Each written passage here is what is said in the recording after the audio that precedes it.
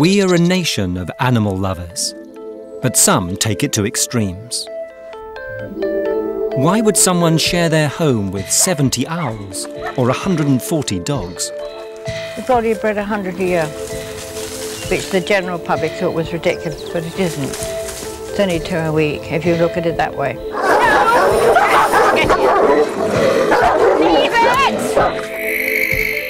Why would you cram 350 animals into a few kennels and mobile homes?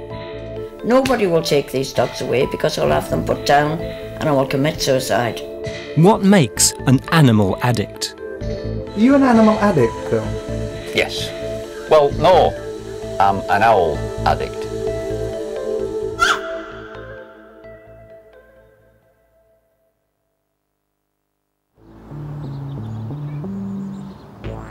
This small council house on an estate near Preston belongs to Bill Higham, or BarnOwlBill as he prefers to be called. He and his wife Carol share their rented house with 70 saucer-eyed friends. Once in Bill's house, heads swivel, eyes watch. 6 of the owls live indoors, sleeping, pooing and eating in the front room. Are you ready? Step up. Really, I should have a glove on doing this, but like anything else, what's to do with that big lad? Stood up. Good boy. Always clever. Always. Can you grab us a glove, love? Yes, he's a good boy. It's my obsession. They are now your life. Oh, yes. Yeah. Or both of your lives, actually. Well, yeah, me and Carol's been together 5 years, and she knew what she was getting into when she moved in, and I love Carol to bits, but she knows that these are my life, and she accepts that. There are times when I sort of go off on one, you know, and enough's enough, and I'm fed up of these birds and the poo and what have you, but it's just one of them things you get on with, and, you know. But yeah, they're brilliant little things. But they don't make particularly good pets today. No, they don't. Really, you've got to know what you're doing.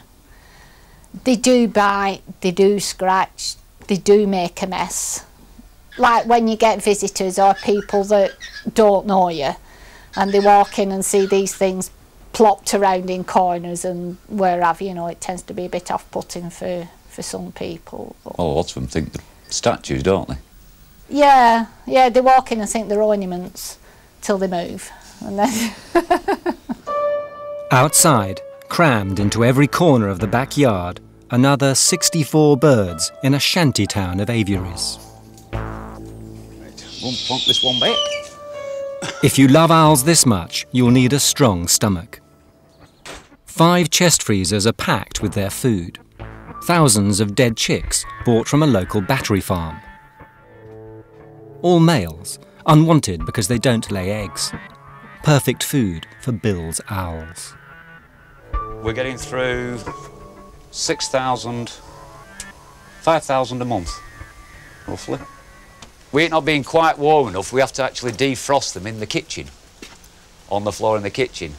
But this is mainly health and safety, putting stuff on. And it's a case of rip them open, pull the insides out. And this is done every night. A lovely job, as we say. How many do you have to do? All of them. All 200. It's a grisly job that has to be done 365 days a year. right, come on girls, come on. Flipping heck, wait a minute.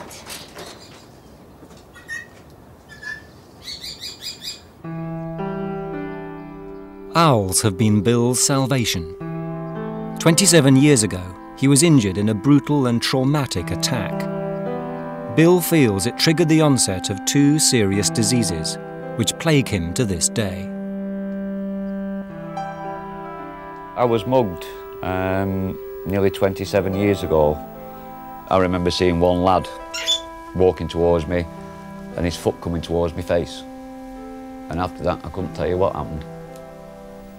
And I ended up with multiple sclerosis and cervical spondylosis. Bill wears the collar to support his painful neck, well aware his health will deteriorate. All I know that it gives me a lot of pain. It makes me shake a lot sometimes where I can't stand properly. And then the spondylosis kicks in with the pain down the spine and in the hips. In the wake of the attack, Bill went on a self-destructive binge of drink, pills and misery. Rescue from this cycle of depression came in an unusual form. He was given a barn owl to look after. The pub became less appealing. I had to feed it because the ex-girlfriend wouldn't, and it was a case of it wouldn't feed off her, it would only take food off me, which then meant I couldn't keep going to the pub. If it was a choice of giving these up and going back to the beer and 80 tablets a day, which is a damn sight easier life, I'd rather do this, even though it hurts like anything. This is who I am. As I say, I feel more like BarnOwlBill than I do Bill Higham. Despite his illness, Bill pushes himself to his physical limit, travelling the country to show off his owls. His best friend, Paulie, a barn owl, perches on his shoulder when he drives. She won't travel anywhere else. She will not go in a carry box. She screams blue murder. And it upsets her, so save her getting upset, I put her where she's most comfortable. If anything, she relaxes me while I'm driving. Depending on how far I'm driving and how many households I get behind. But she can be very therapeutic. It's just Paulie and Bill, and the two go together. There we go, here comes a pellet. Not on me lap as usual. Oh, you mucky bugger. What was that? This is a pellet. This is what's left of a baby chicken. All nice and gooey. That was breakfast coming up. Tea, last night. That's it.